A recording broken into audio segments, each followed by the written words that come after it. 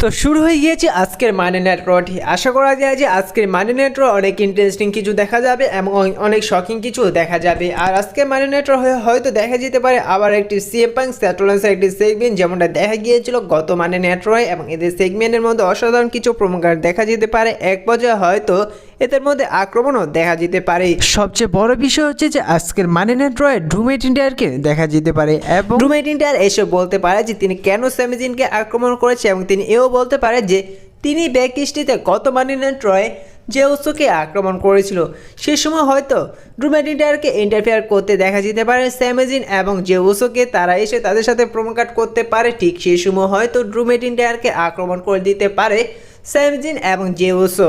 যেহেতু গত মানি নাইট রয় মেইন ইভেন্টে ড্রু ম্যাকইন্টায়ার স্যামি জিনকে আক্রমণ করেছিল, যার কারণে আজকে মানি নাইট রয় মেইন ইভেন্টে ড্রু ম্যাকইন্টায়ারের সাথে স্যামি জিনের একটি সিঙ্গেল ম্যাচ দেখা যেতে পারে এবং সেই জায়গায় হয়তো স্যামি জিনকে ভয়ঙ্করভাবে আক্রমণ করে হারিয়ে দিতে পারে ড্রু ম্যাকইন্টায়ার। পরবর্তীতে সেই মেইন ইভেন্টে হয়তো জে উসো এবং ড্রু ম্যাকইন্টায়ারের মধ্যে আবার একটি আক্রমণ দেখা যেতে পারে। তারপর হয়তো ডাব্লিউডাব্লিউই আজকের মানি নাইট রয় অফিসিয়ালি ভাবে কনফার্ম করতে পারে স্যাটারডে নাইট মেইন ইভেন্টের জন্য ড্রু ম্যাকইন্টায়ার ভার্সেস জে উসোর মধ্যে একটি সিঙ্গেল ম্যাচ। তো এই বিষয়ে আপনাদের কি মনে হয়, আসলে কি আজকের মানি নাইট রয় কনফার্ম হতে পারে জে উসো এবং ড্রু ম্যাকইন্টায়ারের মধ্যে একটি single match Saturday night main ইভেন্টের জন্য?